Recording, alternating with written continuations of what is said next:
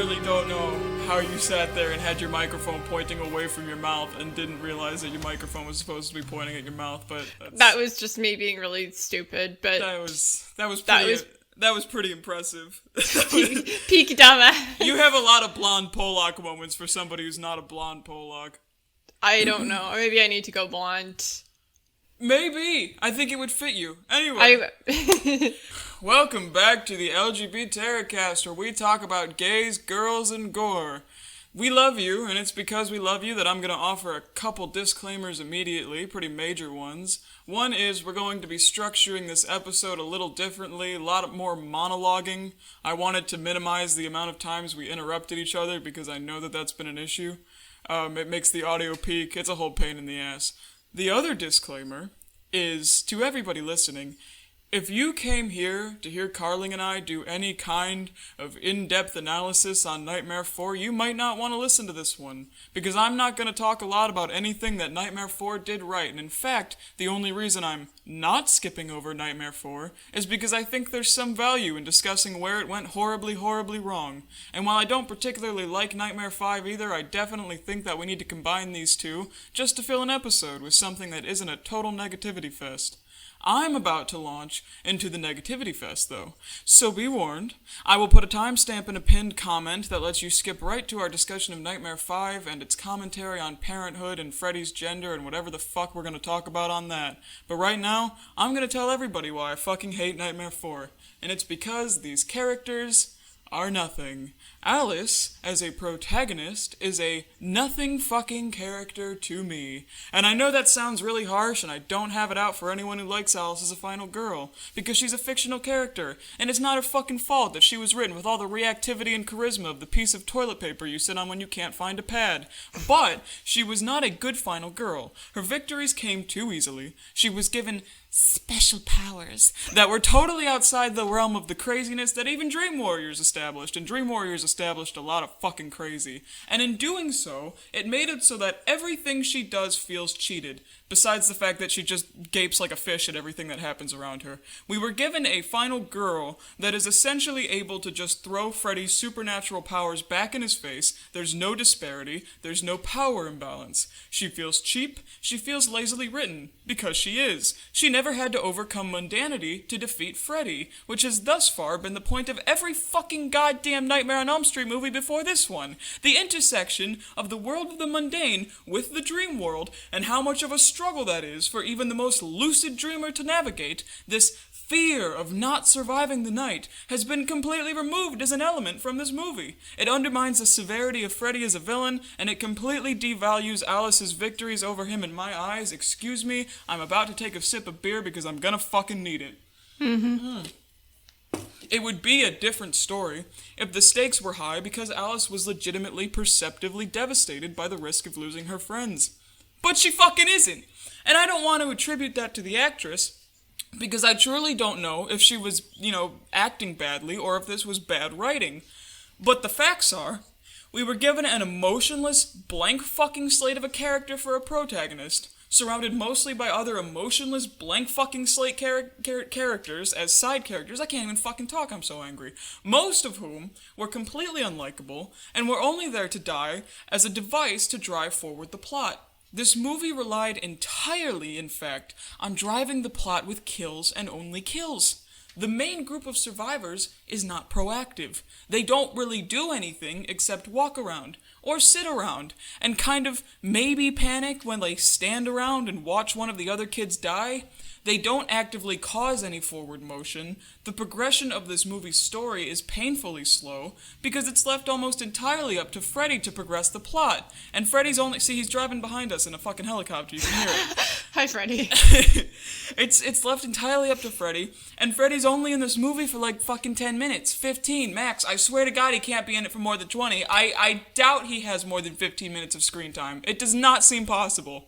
The script was rushed because of the looming threat of a screenwriting strike in Hollywood, and the result was a movie with characters who clearly were not fleshed out, they were not likable, and they were not in fact even human without serious projection onto them on part of the audience.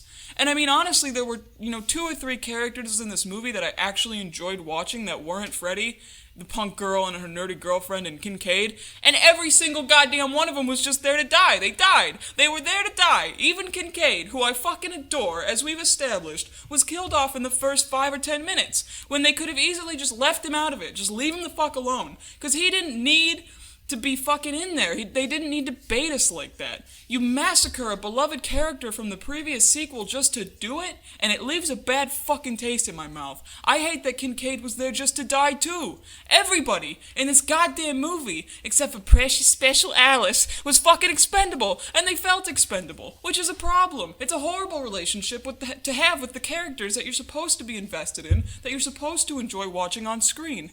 Nobody in Nightmare 4, and nothing in Nightmare 4 carries any emotional weight, and as a writer, I don't like that in a story, ever, in any capacity, at all. On to Carling to tell you why she hates this fucking movie. Well, I don't disagree with anything Grendel's saying, because trust me, I watched this movie twice within the last year, and I disliked it even more the second time. I'm drinking. Yeah, you can tell he's mad because his Cleveland accent's coming out. Fuck you. I wanted to talk about, because I like giving people the benefit of doubt, why I think they gravitate towards Alice. For those of you who stuck with us since the pilot, you might remember my commentary on why I believe Nancy's character left such an impact on people.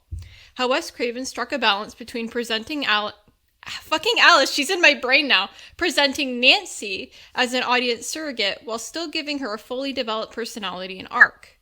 Ooh. My primary issue with Alice is that the movie relies too much on audience projection. Rather than working to get us to care about her the way previous Nightmare movies did with their protagonists, the writer and director assumes we will due to the nature of how she's presented. Alice is a quiet, passive girl surrounded by loud and boisterous, though not necessarily fleshed out, personalities. She is modest in both personality and wardrobe, following her friends around and seldom voicing her own opinions. Anyone familiar with the horror genre, or hell, cinema in general, can garner that she's going to be our final girl. So I guess we're supposed to care about her because she's the final girl? Maybe that's enough for some people, but after being treated to multifaceted protagonists like Nancy, Jessie, and the Dream Warriors, Alice doesn't fucking cut it for me. I'm mad too, I'm stuttering. Nightmare 1 to 3 set the bar so high in terms of character development and giving us people to cheer for that Alice's portrayal as this simple, nearly silent girl, she barely talks, she feels lazily tacked on. And I do want to make it clear, I don't have anything against Lisa Wilcox, the actress who plays her. I've actually talked to her a little bit on Instagram. She was very nice to me. But look, they don't give her anything to do in this movie, so I can't really blame her. When you give someone a nothing character, it takes a really talented actor to bring that character to life, and that isn't to say she isn't good in other roles, but this one there was nothing. She couldn't work with this at all. It was definitely a writing thing, for sure. Yeah. I really don't think it was Lisa's fault. No. And I do understand why people latch on to Alice. I understand why she herself is protective of that character, because a lot of us have been Alice. We've been that quiet kid who prefers to stand on the sidelines and let our friends do the talking for us. I totally understand finding empowerment in watching her evolve from a follower to a badass for that reason, but it's like you already said, it's ham-fisted. She's moved from scene to scene, being fed exposition that the Nightmare audience is already well familiar with by now. At no fault of Lisa Wilcox, it makes a good portion of Alice's scenes painful and tedious to watch because it feels like the movie is talking down to us. And I highly doubt any of us watch Nightmare on Elm Street to feel condescended, you know what I mean? And if you see yourself in Alice, I completely respect that, and I'm not trying to attack you as a person. I do think the concept of her character is really nice. I like the idea of an insecure kid who struggles to rise to the occasion, and how she ends up kicking the living shit out of Freddy at the end. I especially love that it's a young girl doing it. But here's the thing. They're telling us a lot of things about Alice rather than actually showing us. How are we supposed to believe that her friends mean anything to her if we never even see her mourning their deaths? I'm sorry, but a couple shots of her looking sad here and there it doesn't do it. It doesn't feel real. Gren already covered why Alice doesn't work for us, so I'm not going to repeat all of that, but I am going to go off a point that he made about how Freddy's kills drove the story in this movie and what that represented for the franchise. I think Nightmare 4 is when Hollywood got its hooks in the series. We're in the late 80s now, I think this came out in 88, so New Line Cinema has realized by now that Freddy Krueger is their breadwinner. He's their golden goose, so to speak, so they turned him into a gimmick. It wasn't about scaring people anymore, or developing victims you actually cared about, but how many one-liners and elaborate special effects they could stuff into one scene. Now, don't get me wrong, Freddy's snark is a staple of his character, and I'll never complain about his kills getting nastier. He is a showman, and it's in his nature to flex how powerful he's become.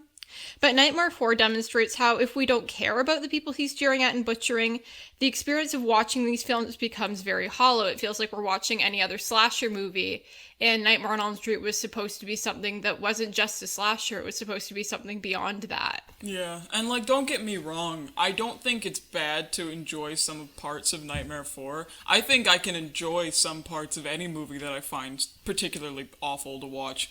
There were some cool kills in Nightmare 4. There were some very cool scenes, there were some very cool special effects, and it introduced some concepts that I don't entirely hate. The church scene, the fight between them, and, you know, the souls coming out of his chest. Robert Englund's acting in that fight was fucking awesome. Yeah, no, like, I think that it's fine, it's okay, it's just, when you go into a Nightmare on Elm Street movie expecting, you know, what Nightmare on Elm Street has historically delivered, no matter how hammy and cheesy it got, and then you get Nightmare 4, it's like, well, now I really don't give a shit, because my expectations were up here for, like, these characters and how much I'm supposed to care about them, because through 1 and 3, you really give a shit about them, and then I stopped caring until, like, halfway through 6, and then I think in New Nightmare I cared again, and then in Freddy vs. Jason I cared half the time again. Like, they really, New Line Cinema fucked this franchise up bad. Wes Craven was totally right to call them out on that in New Nightmare.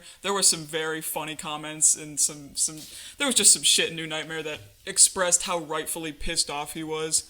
Do you have anything else to add about that before I go off on like an hour-long rant about why this movie sucks again? Something that's always really confused me about Nightmare 4 is that they have established by this point that Freddy is why people go to see these movies, or at least a big part of the reason why. Why did they keep him off screen so much of the movie? Like, you're paying Robert Englund, you know, and I'm sure his salary is like through the roof at that point, because that's movie number 4. So when you have this actor and you're already paying him probably a lot, why are you keeping him off camera? I don't understand. I really don't get it. It frustrates the hell out of me. Yeah, even if Freddy's your breadwinner. Yeah, Freddy's your breadwinner. So if you're gonna write a bad movie, at least have the decency to show us Freddy. Fuck's sake. Mm-hmm. Now that we've both spoken on that, though, we may forever hold our peace. You don't have to agree with us. You can write as many angry comments about how we somehow supposedly attacked you for liking Alice if you want. I really don't give a shit. It's not my business. But we're on to Nightmare 5 now, which is an objectively not very good, but also objectively much better movie than this. And this is Nightmare on Elm Street 5, The Dream Child. It is one of those films where I could give a plot synopsis, but honestly, to me, it doesn't seem wholly necessary to do so. Walking through the quote-unquote plot, piece by piece, is redundant. It's best summarized by either scanning a Wikipedia article or just hearing me say that Freddy is trying to create a prodigy for himself, so to speak, which is a theme that, interestingly enough, continues to be a motivation for him throughout the entirety of the rest of the franchise, really, not just the movies, but the comics, but especially his own daughter in Nightmare 6, Freddy's Dead, and then Dylan in New Nightmare, and Jason in Freddy vs. Jason in a way. He wants to increase his power, and in doing so he is attempting to manipulate forces that are smaller and weaker than him, in this case children, and in later movies his own child, despite the fact that she's grown, and a mentally disabled man, despite the fact that he's grown. I find it interesting that he stops wanting to work solo, and that his immediate persuasion is to seek out a way to spread his seed, if you catch my drift, not in a sexual way, but he legitimately wants to corrupt others and use them as vessels for himself and to extend his own power, which he has done before, you know, with Jesse, but never to anybody so young and so helpless as literally a fucking fetus. This is an unborn kid. There are psychosexual implications of that, especially given that, if I'm not mistaken, this is the movie where we not only get a fuller insight into the sexually violent nature of Freddy's conception, but we explore the idea that Freddy himself may have been sexually violated as a child. Yes, we're going to talk about that a little bit. If you don't want to listen to that, that's fine. But in addition to the blatant physical and emotional abuse, the abuse Freddy suffered have made it so that his boundaries are slipping now beyond what they ever have before. He's really lowered himself to a standard that even Freddy Krueger doesn't typically drop to. I think he's getting desperate. Mm-hmm. Possessing Jesse was one thing, but possessing a prepubescent child, taking the mere concept of a child and pervading it in this way, both physically and psychologically, is Exorcist levels of fucked up and unsettling. And to me, it is a blatant reflection of the trauma of Freddy Krueger's own childhood, and of the existential weight he carries, and subsequently the hurt he forces onto others due to the reason behind his existence itself. Freddy isn't unholy, and that's where I most strongly disagree with the message this film peddles out to us. I don't get that he was some atrocity to God. I get that he was disturbed, and that the hand he was played left him in a position where he never really had a chance to be okay. I pity him in this movie.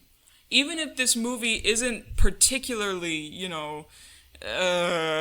good. And even if I'm almost definitely looking too deeply into what was almost definitely a series of cheap, bizarro scare tactics, ooh, pregnant man. But this movie has a lot of symbolism regarding motherhood, fatherhood, gender, female autonomy, mental illness, trauma, sexual trauma, and how these things manifest. Mostly what I want to talk about here is Freddy and Amanda, because I love Amanda. We know I love Amanda. The relationship between them is an Ouroboros. It is a snake eating its own tail, a vicious cycle that Freddy just isn't strong enough not to repeat. Now, I don't think it's in his blood. Maybe it's not in his blood. Maybe it has nothing to do with curses or magic or religion or DNA or the devil. Whatever you interpret, whether it's, more fantastical or just an excuse for cheesy special effects, or if you think it's objective canon, I think we can unanimously agree that this movie has more to do with the cycle of perversion and abuse thematically, and how these things relate to parenthood, than most surface-level viewers and reviewers will probably give it credit for. Freddy, as a person, as a living thing, Freddy is the literal consequence of Amanda Krueger's physical shaming. There is no light way to put this. He was a rape baby, plain and simple. Freddy may not be in of himself an atrocity to God, but he represents the aftermath of a violent and vile act. His birth was an atrocity to Amanda Krueger because his conception was an atrocity to Amanda Krueger. It should never have happened, not to anyone. Nobody deserves that. There are implications of jealousy on Freddy's end that are later explored in Freddy's Dead and in New Nightmare. He sees the potential for a family to be happy and normal, and he cannot fucking stand it. Which is why I think he takes Dan out of the picture right from the get-go in this movie, and why he takes Dylan's dad out of the picture in New Nightmare as immediately as he does. You would assume this is due to some desire to possess the child in the way that a father would, but interestingly enough, no. Freddy's a mother, and I will explain that. He births himself in this really strange fucking sequence wherein he absorbs Jacob or his own fetus or some pocket of souls. I'm not really fucking sure what that was supposed to be. The devil, fuck it. The implication here was, I don't know, but we do. It's fucking weird. I don't fucking know. He shoves it up his cooch. Anyway, we see the cycle of conception and delivery carried out by Freddy, and ultimately what he's intending on producing is a copy of him and of his power. He does not choose to manifest the way the dream demons do. He is not the sperm, as they are pretty clearly physically meant to represent. No, Freddy views himself as the receptacle. He is the carrier. He is the egg. He is the mother, not the father, and the power that the dream demons instilled within him is to some effect how he has been fertilized. We covered queer-coding villainy in Nightmare on Elm Street 2, but I think that we're going to revisit it here, and then if we ever talk about Freddy's Nightmares, it's covered in there too. He does the same shit in, embracing femininity in a very unexpected way. Given his history of sexual trauma, Freddy viewing himself this way almost speaks to self-objectification, which then seems to extend to those around him. He cannot value human life beyond some bizarre, twisted mimicry of how people are supposed to behave. He never learned how because he doesn't even know how to value or define himself. He also babies Jacob. He coos over him, and he nurtures him, for his own selfish reasons, of course, but he doesn't do stereotypically fatherly things. He assumes a very traditionally maternal role, and he adopts some very traditionally maternal behaviors, right down to both the movie and the movie's promotional material depicting Freddy as a pregnant person. Even during scenes like the force-feeding scene, Freddy cradles people's heads, he pulls them into his shoulder, and he mock comforts them, oh, poor baby, with this sweet, gooey talk. He calls people, pet names, and he goochie-goochie-goos them, and he's almost like a really hormonal new parent. Knowing that he fathered a kid of his own at one point explains some of those behaviors, and I do believe that part of him sincerely loved Catherine Kruger, his daughter, but it doesn't explain the repeated insistence of this movie on shoving preggy fucking Kruger into everybody's face. I think what makes Freddy so fascinating is that he simultaneously uses society's perception of him as a man to assert his power over him, specifically to assert his power over women, while also not necessarily rejecting masculinity, but not really conforming to it either. Freddy's power liberates him. He isn't just an abuse victim repeating the cycle, but a bisexual and possibly non-binary man who grew up in a time period and location that would not have accepted him. As a dream demon, Freddy knows he can present himself however he likes. No one's going to tell him he can't, and if his self-expression frightens and disgusts his victims, he sees that as a win-win. Though I doubt that these aspects of his character were added in for any other reason than to shock audiences, like you said, I believe queer fans should be allowed to reclaim these parts of Freddy as they see fit. Which, ironically, ties into Freddy's own declaration of power. Genderqueer author Tessa Grayton, I'm very sorry if I mispronounced their name, wrote a great piece, which we will be linking in the description, on reclaiming genderqueer monstrousness.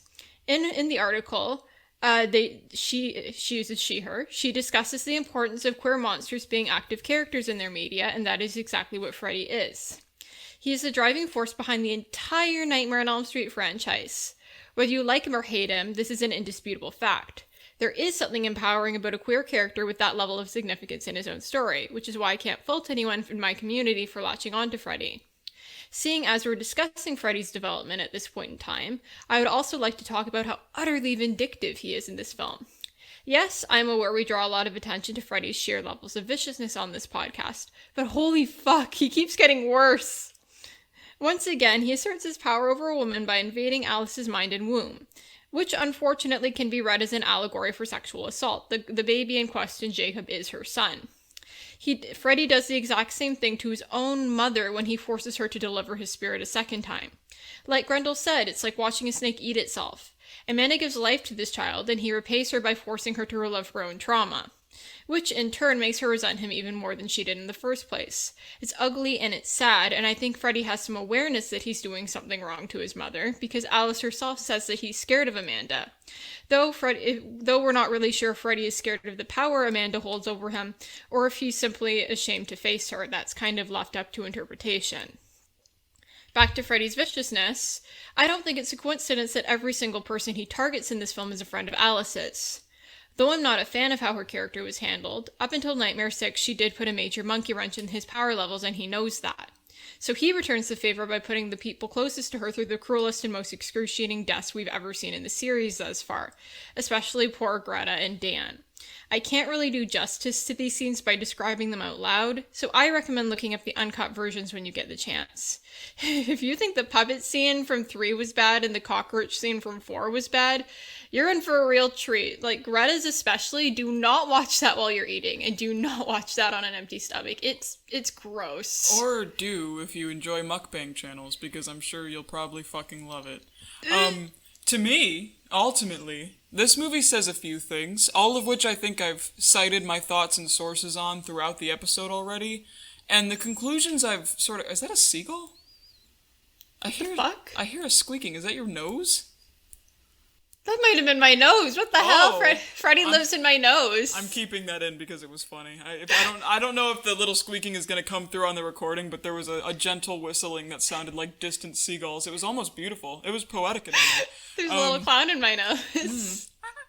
Freddy Krueger is some mix of man and woman, and that's how he interprets himself, and this is how he presents himself. He may use male pronouns and masculine terminology to refer to Freddy, well, we may, but there is always a significant part of Freddy, a very significant part of Freddy, that not only is clearly not heterosexual, as we've established in our analysis of Freddy's Revenge, but is not entirely cisgender either, or parasex, however you want to interpret this, be it commentary on the gender binary or the flawed concept of medicalized human sexual dimorphism, or both.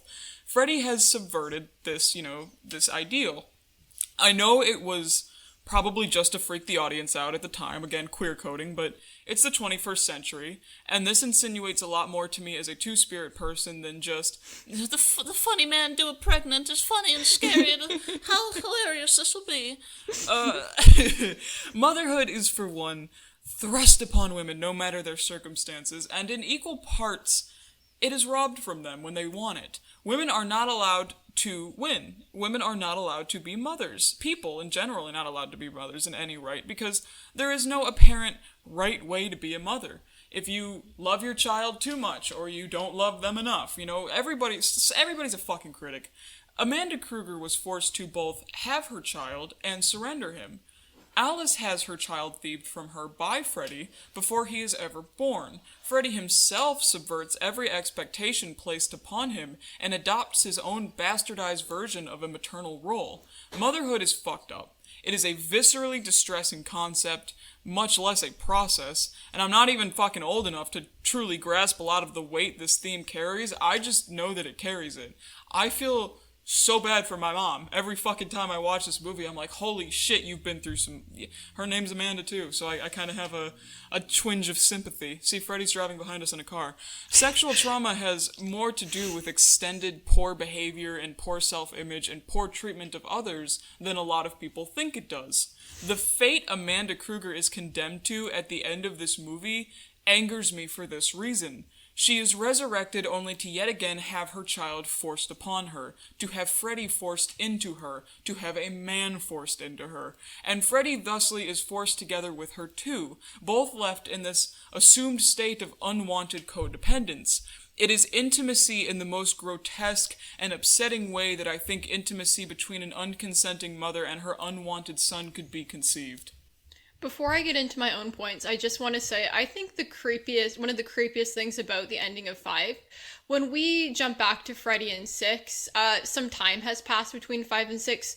We don't know what happened to Amanda. We don't know how Freddy got away from her. I'm like, I hope she's okay. Like, whatever happened to her, I really hope she's okay. That is very sad and upsetting. This movie raises some interesting questions, I think, about nature and nurture. We both shared the opinion that the depiction of Freddy's evil was mishandled, that they placed too much of the blame on the nature of his birth and his conception rather than taking the time to explain what might have actually led him to become evil, whether it be untreated mental health issues, the abuse he endured as a child, or social ostracization. Thank you. Based on his identity as a bisexual and possibly non-binary man, or however you want to interpret him. I also think this film says a lot about the cycle of abuse. Not only do Freddy and Amanda take turns inflicting it onto each other, Jacob Johnson also gets involved when Freddy attempts to possess and or groom him into becoming his prodigy. Jacob is portrayed as much more mischievous and grotesque the longer he spends time with Freddy. Though the film tries to paint it as an infection of Freddy's evil, I see it more as a reflection of Freddy passing his trauma onto a new child. I will be talking about this again when we discuss Nightmare 6, because there are definitely parallels between the way Freddy handles Jacob and how he talks to his own daughter Maggie. And interestingly enough, the final scene implies Jacob may not be totally safe from Freddy after all. We see the jump rope girls a couple feet away from him in his bassinet, so I'm wondering what kind of impact Freddy left on this kid's psyche before he was even born, Even if Freddy doesn't pursue him again, what kind of trauma is Jacob gonna have to grow up with now? Like, good luck, Alice. Like, your kid was basically, I don't want to say her child is doomed, but Freddy fucked him up right when his life was starting, and that's just terrible. The fact that Freddy's conception was as horrid as it is, and so he, in his own way, inflicted a reflection of that same way of coming into the world that was forced onto him and his mother, onto Alice and Jacob. I think that that's very much intentional. Even if this movie wasn't intending to be deep, that seems a little too exact. You know, like, I don't think that's a coincidence. I don't think I'm pulling that out of nowhere. But so much of this is way over my head.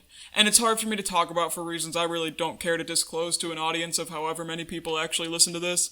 So I'm not going to chew it on, I'm not going to chew on it forever because there's a lot to unpack. Mostly sitting down and metering this episode out to myself, my primary concern was with presenting new ideas and concepts within this movie that people may not have caught during their own watch. I am going to ultimately leave it up to the audience to dissect the information we've given you. I don't care for telling people how to feel, or what to think, or what they should get out of something. I really only care to provide just enough as to allow people insight into my own personal thoughts and feelings as to what it is we're analyzing. The responsibility of conclusion and derivation, if any, is something I want to lie on your shoulders. Your own theorization and commentary is just as, if not more important than anybody else's, including Carling's and including mine. But that is the piece of fat that I'd like to ask you guys to chew. Whether you want to consider this episode an analysis into gender or feminism or trauma, as short as this episode has been, or if you want to consider it the major intersection of all of these things. I do think that it is important to return to media like The Dream Child with fresh eyes and a newly informed mindset. You will get a lot more out of every piece of media you consume that way. I mean, God knows I do. I watch a review before everything I pick up, even if I'm picking it up for the millionth time. Mm-hmm. You know, I would never call Nightmare 5 my favorite in this series, but I can still appreciate some of its commentary and how it impacts Freddy Krueger as a character, because I feel like, you know, this film does have a lot of interesting things to say about him, and I feel like we would have missed out on a lot of interesting development for him if we hadn't gotten the film. I'm not going to talk about this a lot because it's a whole other subject, but if you are interested in the themes of The Dream Child, I highly recommend reading the original draft of the script. It's a lot darker, it's a lot more psychological, it reads a lot more like a Stanley Kubrick film. So if you're really into this episode and you have like a fix for this movie or something, I strongly suggest you check it out. It's very interesting. I honestly recommend everybody read the original scripts for Dream Warriors too. That was a lot more fucked up before they kind of, you know, took some of the edge off of it. I think most Nightmare on Elm Street movies have interesting conceptualizations, and going back and reading them from where they started to where they went can be kind of enlightening, whether you hated or loved the movie that it ended up being. I feel the same about Jeepers Creepers 3. If I have the link, if anybody wants it, to Jeepers Creepers 3 Cathedral, the original script of it, holy fucking shit, that movie rules. It sucks my balls in the best way.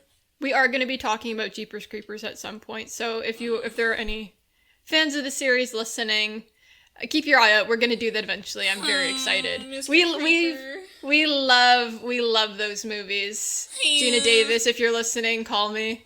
No, not Gina. Did I say Gina Davis? You just Is that said her Gina name? Davis. Who are you? What the fuck is her name again? Oh, I feel so bad. Gina Phillips. I was looking at Beetlejuice stuff. I was looking at Beetlejuice stuff earlier this morning. I'm so sorry. I love Gina Phillips. I love Gina Davis. Gina Davis and Gina Phillips, please call Carling. Yes. We're desperate. Yes. John Breck, if you're out there. Howdy. Were you going to say something else? I'm sorry to interrupt you. I just really wanted to talk about, scripts. Oh, yeah. Maybe we can do a script episode at some point. We can talk about our favorite unused scripts. Yeah. We could do a whole saga on the Freddy vs. Jason I was about to say, Freddy vs. Jason is definitely not going in a favorite original scripts episode. And in fact, I think as bad as Freddy vs. Jason ended up being in some elements in certain respects, and don't get me wrong, I fucking love that movie. But as bad as it ended up being, and as much criticism as I think it reasonably warranted, you should have seen what it could have been. Because, oh my Holy shit. We should also, at some point, talk about the treatment for Freddy vs. Jason vs. Ash. We'll probably do that. I have some feelings on that one. We might do that after we've done Friday the 13th and we've analyzed that franchise. We're not going to do that piece by piece. We're probably just going to talk through that in combination episodes like this one, because there is really only so many times I can say for the Friday the 13th franchise that look at how many supposedly teenage girls are running around like full Monty. Naked. Full Monty. I'm like, all right, I can make that point once or twice before it gets a little bit redundant. But anything else or? I guess the only thing I really have left to say is that I still don't like 4. Like, there's not a lot that can be redeemed about that movie. Like, I know it introduced a couple people to the franchise when they were kids. I remember catching 4 and 5 on the TV when I was in high school, and I was so excited to just be able to watch a Nightmare on Elm Street movie on there. You used to, before we rewatched 4 together, that was actually, you talked it up. Like, you thought, you remembered it a lot more fondly than you view it now. And then I remember I was watching it with you, and we were on a phone call. It's where the Alice voice comes from. And we were watching it in a Cosme tab or something, a rabbit, rest in peace. And it was just probably the worst thing I've ever seen in my life. So Jeepers Creepers 3 is pretty bad. Yes. Jeepers Creepers 3 was pretty bad, but at least I could laugh at that. And at least they showed us the fucking monster. God damn. Yeah, at least he had some screen time. And he was cute. He looked like a big chubby dad in that. I have to respect it. I have to respect the hustle that John Breck has brought to the table, because no matter how bad the script he's handed is, he always handles it. Yeah, major credit to there are 3 actors I will watch bad movies for.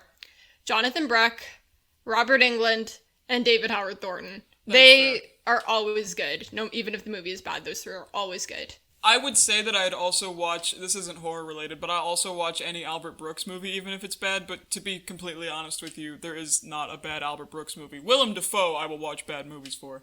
They're both great actors. Oh, boys.